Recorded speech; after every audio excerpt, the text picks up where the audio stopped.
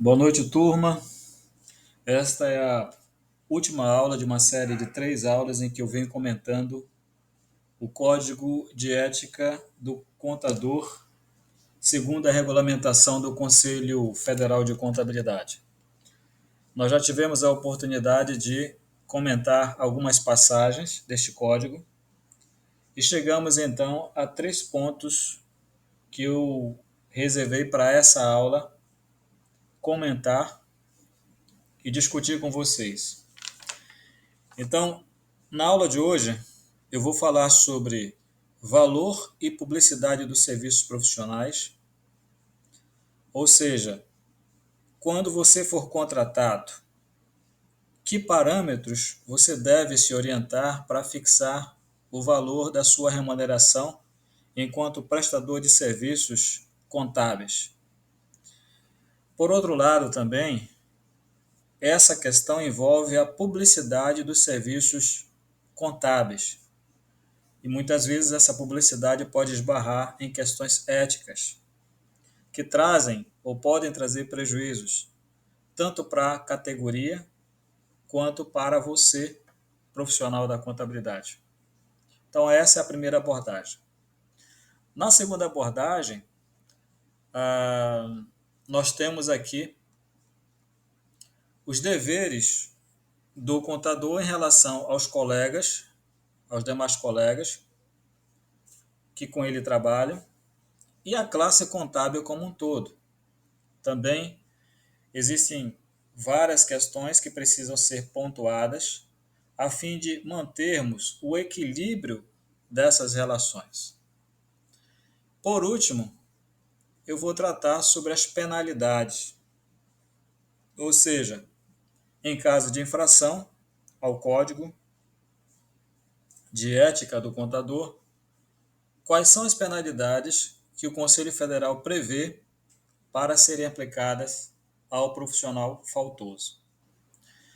Aqui nessa abordagem, eu vou manter a mesma estrutura da abordagem anterior. Eu não vou pontuar tópico por tópico, alguns até sim, mas eu quero falar de uma forma genérica, mais objetiva, para que vocês internalizem o sentido, a finalidade dessas disposições. Então, vamos iniciar aqui com o valor e publicidade dos serviços profissionais. Aqui no tópico 7, nós temos algumas considerações a fazer no que diz respeito aos valores. O valor deve ser por escrito e existem alguns parâmetros para fixá-lo. Então, o tópico 7 que vocês estão vendo aqui na tela determina o seguinte: o contador deve estabelecer por escrito o valor dos serviços em suas propostas de prestação de serviços profissionais, considerando os seguintes elementos. Então, nós temos alguns elementos aqui importantes. Primeiro, a relevância, ou seja, a importância do trabalho, o tamanho, né, o vulto, a complexidade do teu trabalho, os custos que você vai ter para realizá-lo e as dificuldades inerentes a cada tarefa. Então, ao fixar o valor, esse valor deve ser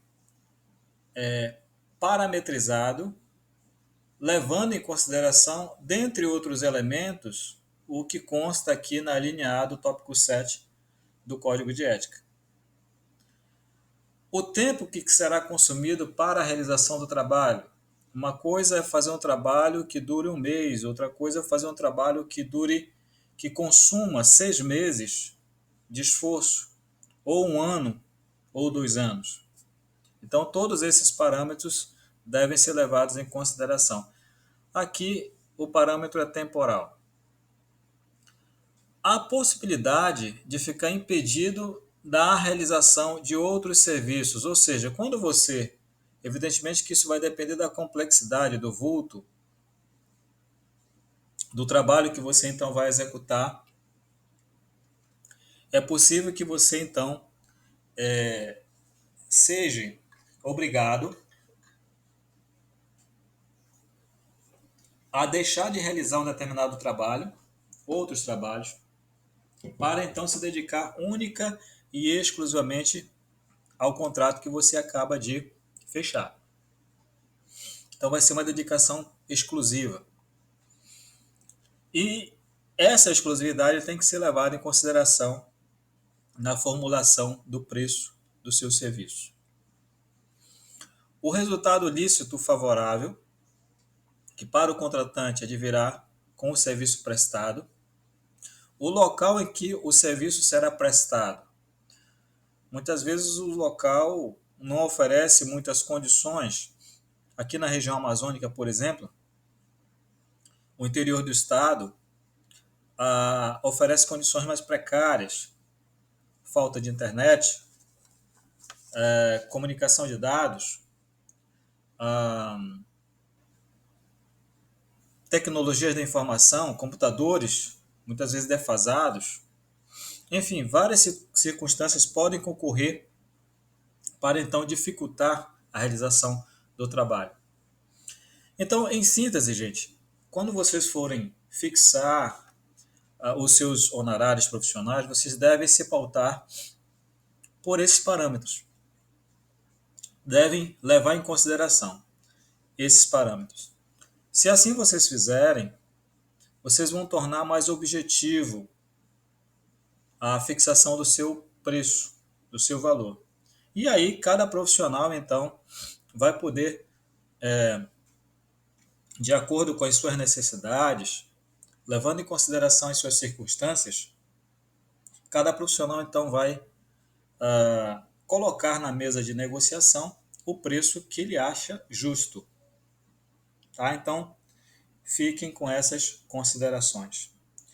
No tópico 8, está relacionado, ou consta relacionado, às condições de prestação dos serviços.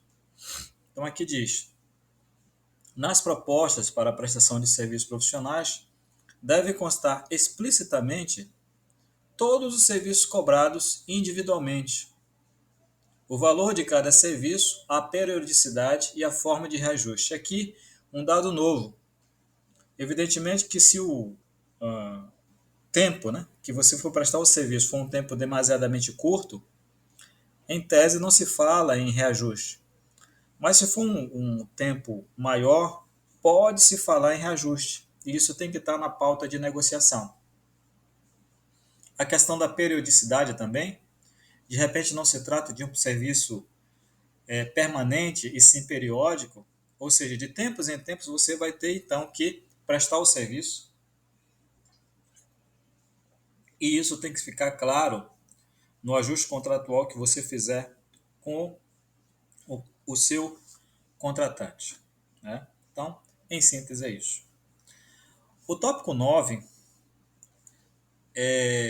ele trata da observação da legislação específica do Conselho Federal de Contabilidade em várias situações, bem como da celebração do contrato de prestação dos serviços. Ou seja, depois de aceita a tua proposta, você então procede à celebração do contrato por escrito.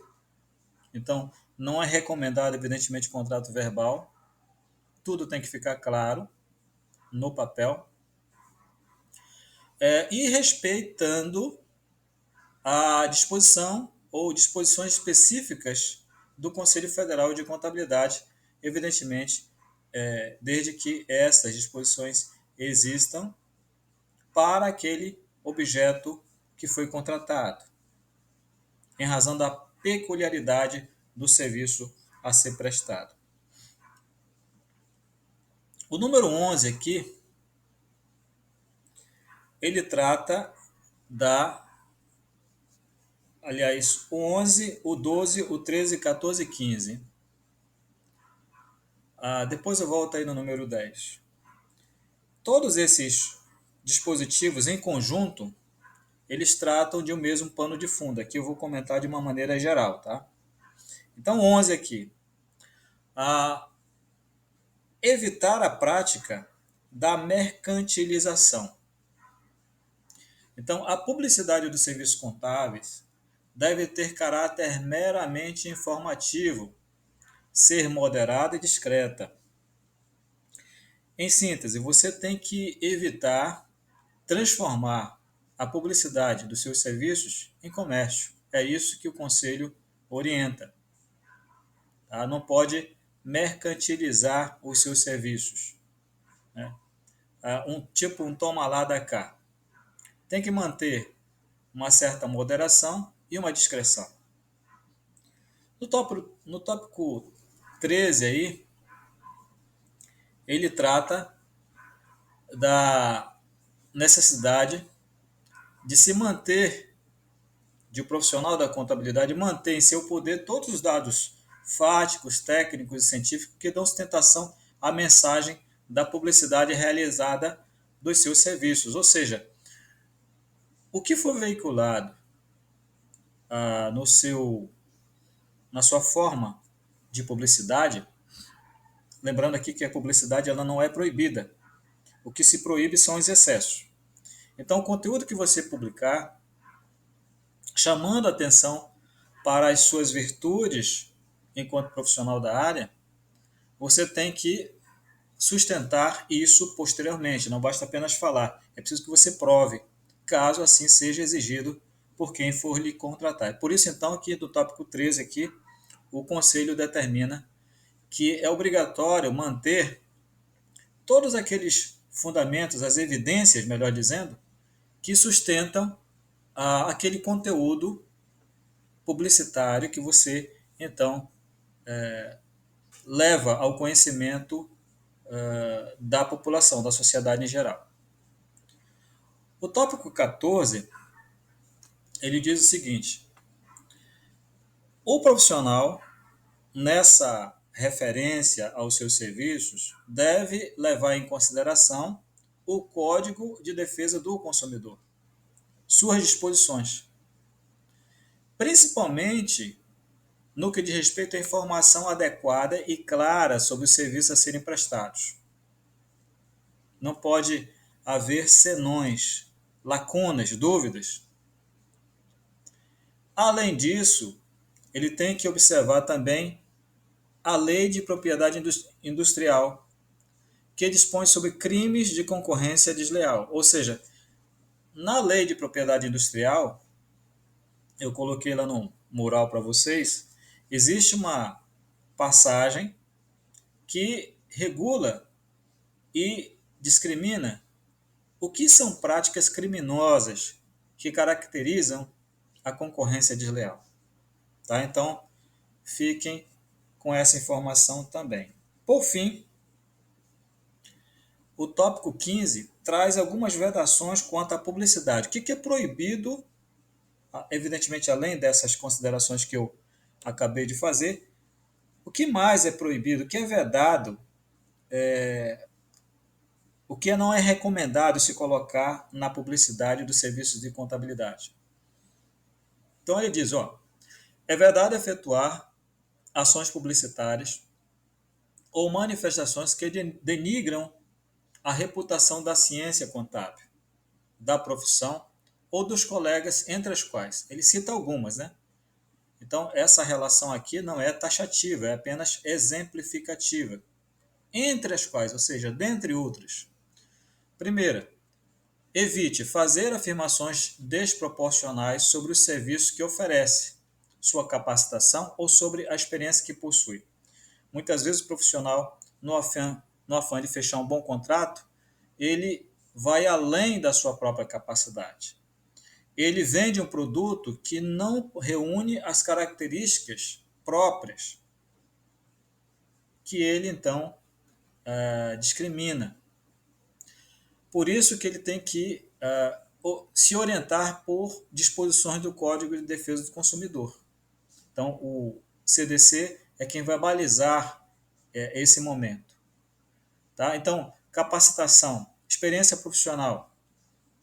Não se pode dizer mais do que você deveria dizer. Se você, por exemplo, só tem a graduação, não tem nenhuma pós-graduação, Você não pode dizer que tem uma pós-graduação. Ou você está cursando ainda a pós-graduação, você não pode dizer que já concluiu essa pós-graduação. É nesse sentido que o Conselho orienta. Fazer comparações depreciativas entre o seu trabalho e o de outros. Ou seja, o meu trabalho é melhor do que os demais por conta disso, disso, disso. Isso é vedado. Desenvolver ações comerciais que iludam a boa-fé de terceiros. É a propaganda enganosa aqui. Então, o profissional da contabilidade tem que se regrar no momento em que ele vai veicular o seu trabalho. Vai dar conhecimento do seu trabalho, do seu serviço à sociedade em geral. Então, aqui nós finalizamos o tópico relacionado ao valor dos serviços profissionais e da publicidade desses serviços. Então, essa é a primeira parte da nossa aula de hoje. A segunda parte, conforme eu disse, eu vou abordar agora os deveres do contador em relação aos colegas e à classe como um todo. Aos colegas, os colegas de trabalho, aqueles que são seus colaboradores, ou se ele trabalhar numa instituição enquanto contratado, permanente, empregado, né, contador de uma determinada organização, em relação aos colegas daquela organização. Tá? Tem algumas considerações aqui a fazer também. Então, o tópico 16, ela coloca em evidência a qualidade da conduta do contador. Então, ele diz aqui, ó, a conduta do contador com relação aos colegas deve ser pautada nos princípios de consideração, respeito, apreço, solidariedade e harmonia na harmonia da classe. Então, são valores, são elementos que devem pautar a conduta do contador. Esses valores, infelizmente, estão cada vez mais raros na atualidade. Fazer prevalecer esses valores na prática é, antes de mais nada, elevar o valor da ciência como um todo, o respeito à categoria. O tópico 17 trata do espírito de solidariedade do contador, mas com alguns senões aqui, né? Então, a regra é ter espírito de solidariedade, mesmo na condição de empregado, ou seja, a colaboração. O contador deve ser um profissional proativo, no sentido de colaborar com o grupo. Né? Mas essa colaboração, esse espírito de solidariedade, não induz nem justifica a participação ou a conivência com o erro. É importante ressaltar isso, pessoal. Ou com atos infringentes de normas técnicas, éticas ou legais que regem o exercício da profissão. Ou seja, no momento em que esse espírito de solidariedade esbarra nesses percalços, ele imediatamente deve cessar por ali. Solidário naquilo que for positivo, contrário naquilo que for negativo. Então, solidariedade ou parceria com o erro, com a fraude, com condutas antiéticas, não é recomendado. É proibido, aliás, pelo Código de Ética do Conselho Federal de Contabilidade. O tópico 18, ele traz também algumas considerações a respeito da relação do contador também no que diz, no que tange à comunicação com seus colegas. Tem algumas normas aqui importantes. Eu destaco a letra B aí, primeiramente. Abster-se da aceitação de encargo profissional em substituição a colega que dele tenha desistido para preservar a dignidade ou os interesses da profissão ou da classe, desde que permaneçam as mesmas condições que ditaram o referido procedimento. Não sei se deu para entender aqui, mas esse ponto é muito importante. Vamos para a prática. Um colega seu é contratado ou aceita trabalhar ou desempenhar determinada tarefa, atividade contábil.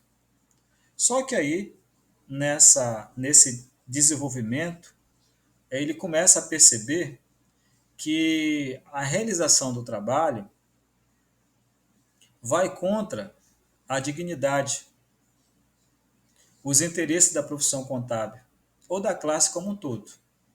O que ele vai fazer? Ele, então, desiste de realizar aquela tarefa. Essa letra B do tópico 18, ele diz o seguinte: o profissional que for contratado para substituir esse outro profissional que desistiu nessas condições deve se manter distante de aceitar uma condição como essa, porque isso implicaria em agressão à dignidade, aos interesses da profissão ou da classe contábil. Evidentemente que aqui, desde que permaneçam as mesmas condições que ditaram o referido procedimento. Ou seja, se por acaso for oferecida uma situação melhor, em que sejam retirados todos esses percalços, aí a recomendação é que ele aceite. Tá? Mas se esses percalços, esses elementos se fizerem também presentes, a recomendação é que ele não aceite o serviço. A letra A aí, abster-se de fazer referências prejudiciais ou de qualquer modo desabonadoras. Na verdade, esse tópico aqui já foi até repetitivo, já foi abordado aqui em tópico precedente. Né? A letra C, jamais se apropriar de trabalhos, iniciativas ou de soluções encontradas por colegas que deles não tenha participado, apresentando-os como próprio. Ou seja, equivale a uma apropriação indébita. Você toma para si algo que é de terceiros. Isso também não vale. Evitar desentendimentos com o colega que substituir ou com seu substituto no exercício profissional. No primeiro caso, você é o substituto. Existe um titular. No segundo caso, você é o titular e você tem o seu substituto. Então, essa relação tem que ser positiva, para que não haja desentendimentos desnecessários que tragam prejuízo à relação profissional entre ambos. Então, nós temos essas considerações aí a tecer. No tópico 19, tem algumas outras considerações. Eu destaco, em primeiro lugar, aqui, o respeito à decisão da classe. O tópico 19, letra D de dado. Acatar as decisões aprovadas pela classe contábil. Muitas vezes isso não é fácil, porque você pensa diferente. Mas uma forma de respeito à classe é acatar as decisões aprovadas de uma maneira geral. E muitas vezes essa decisão ela é tomada dentro da organização que você faz parte, por maioria. Evidentemente, desde que essa decisão não agrida nenhum valor da própria classe. Senão você está autorizado a não acatar, né? Que eu falei ainda há pouco.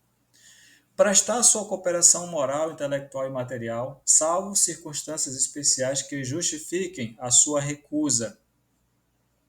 Zelar pelo cumprimento desta norma, pelo prestígio da classe, é muito importante ter a consciência de que, ao se graduar com bacharel de contabilidade e, posteriormente, alcançar a condição de contador, você faz parte de um corpo como um todo, você passa a ser membro de um corpo. Então, o prestígio, o respeito perante a classe, ela vai ser uma constante enquanto você exercer a profissão. É necessário cumprir também, observar a dignidade profissional e o aperfeiçoamento das instituições da qual faz parte ou faça parte. Aceitar o desempenho de cargo de dirigente nas entidades de classe, admitindo-se a justa recusa. Não formular juízos depreciativos sobre a classe contábil. Veja que o código ele bate muito em cima disso. Né? Você tem que respeitar a classe como um todo, o grupo como um todo. Então, para preservar a qualidade, né? A percepção positiva da sociedade em relação à classe contábil. E aqui temos também outros tópicos, dois últimos tópicos antes de entrarmos na questão penalidade. Informar aos órgãos competentes sobre irregularidades comprovadamente ocorridas na administração de entidade de classe contábil. E aí, nesse caso, é uma situação bem delicada, porque muitas vezes se implica ou coloca em xeque, né, a sua relação com terceiros, com alguém que até aquele momento você achava que tinha uma conduta ilibada, mas não tem. E aí nascem os laços afetivos, naturalmente, mas deve ser colocado, acima de tudo, o valor da classe. Jamais se utilizar de posição ocupada em entidade de classe para benefício próprio ou para proveito pessoal. É comum que alguns contadores se coloquem o seu nome à disposição dos conselhos regionais e federal de contabilidade para então desempenhar determinadas funções. O que diz o código é que, nesse momento, ele não pode usar essa função, esse cargo, em benefício próprio ou para proveito pessoal, e eu diria mais, em benefício de terceiro ou para proveito de terceiros. É verdade. Então, o papel deve ser cumprido de forma autônoma, de forma objetiva, buscando realmente realizar o objetivo profissional que foi posto a partir da assunção daquele cargo, daquela função. E aqui eu finalizo a nossa segunda parte, que então tratei dos deveres em relação aos colegas e à classe como um todo. Deveres, evidentemente, do contador. Eu vou para a minha última parte para falar rapidamente sobre as penalidades, pessoal. Então, em tudo que nós falamos, ou diante de tudo que nós falamos aqui desde a primeira aula, sobre os deveres, as vedações, caso você incorra em algumas disposições, é preciso que você tenha em mente que você pode ser apenado, pode ser penalizado pelo conselho respectivo. E aqui estão algumas considerações que eu vou fazer em relação a essas penalidades. Tópico 20, 21, 22 e 23. Vamos lá. Tópico 20.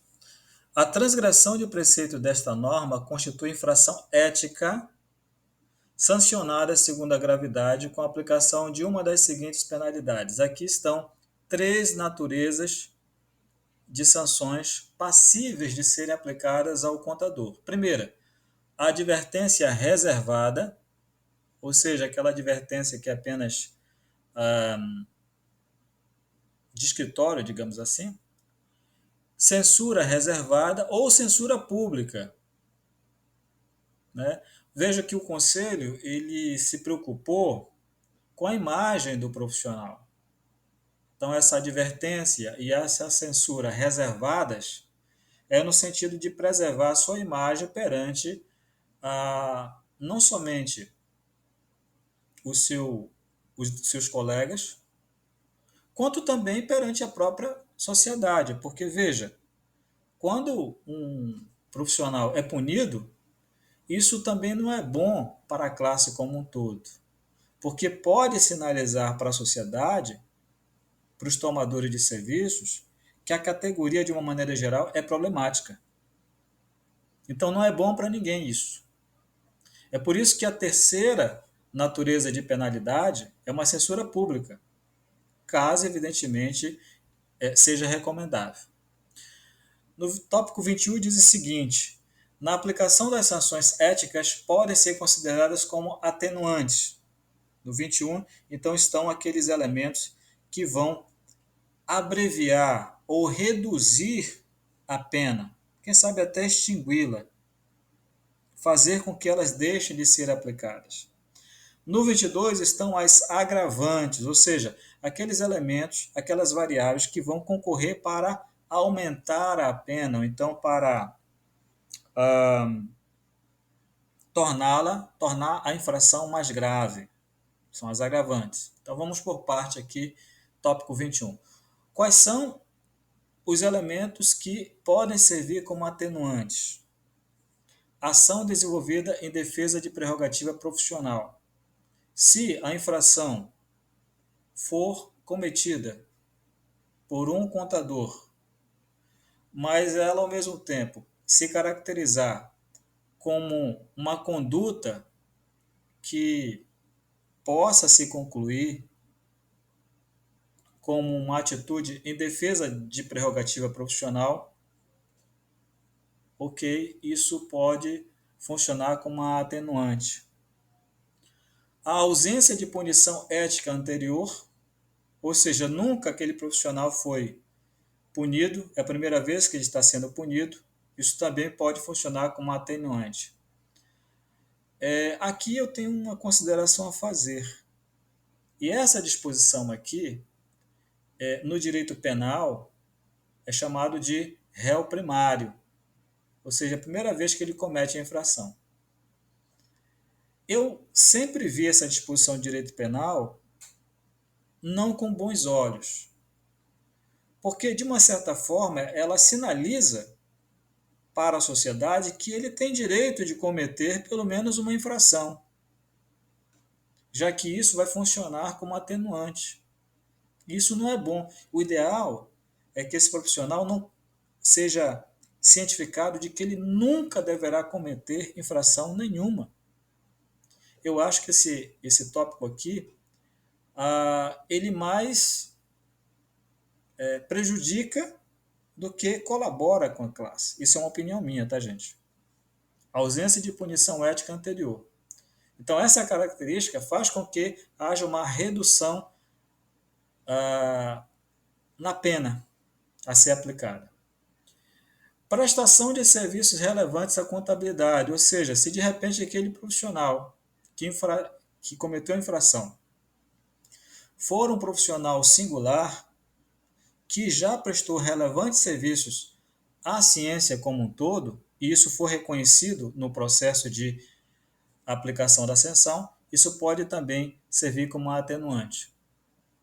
E a aplicação de salvaguardas, né? Aplicação de salvaguardas. Então, esses elementos podem ser considerados como redutores da penalidade. Por outro lado, existe também um grupo de elementos que vão trabalhar no sentido contrário. Vão agravar a pena, ou podem agravar a pena desde que evidentemente presentes. O primeiro deles, ação ou omissão que macule publicamente a imagem do contador. Então, se da conduta infracional resultar mácula pública à imagem do contador, acabou, né? Isso vai ser um agravante. Punição ética anterior transitada em julgado, ou seja, você já não é mais réu primário, você já é réu secundário, terciário, sei lá, você já foi punido mais de uma vez. Essa é mais uma vez que você está sendo punido. Então, isso funciona como um agravante. E a gravidade da infração, ou seja, até que ponto essa infração ela é relevante no contexto da classe contábil. Né? Então, todos esses elementos então, vão funcionar como agravantes. Por fim, no tópico 23, para finalizar a nossa aula de hoje, nós temos o seguinte: o contador pode requerer desagravo público ao Conselho Regional de Contabilidade, quando atingido pública e injustamente no exercício de sua profissão. Aqui é uma disposição que oferece ao contador a possibilidade de contrabalançar publicamente algo que atingiu a sua imagem de forma negativa. É um contrapeso. Então, ele pode solicitar isso ou requerer isso ao seu Conselho Regional de Contabilidade. Eu acho que faltou aqui também o tópico 10, eu comentar. O tópico 10 está aqui, ó, da primeira parte, valor e publicidade dos serviços profissionais, que eu não havia comentado, vou comentar agora só para finalizar. Caso parte do serviço tenha que ser executada pelo próprio tomador dos serviços, isso deve estar explicitado na proposta e no contrato. Então, muitas vezes, imagine só, tá? Que um contador contrate outros contadores para prestar um serviço. Esse contador que é contratado, ele vai funcionar como um prestador de serviço contábil. Ele vai realizar parte dos serviços contábeis. A outra parte vai ser realizada pelo tomador do serviço, que nesse caso aí é um contador também. Evidentemente que isso deve ser considerado na proposta e no contrato que for ajustado entre ambos. Tá? E isso vale também para uma organização.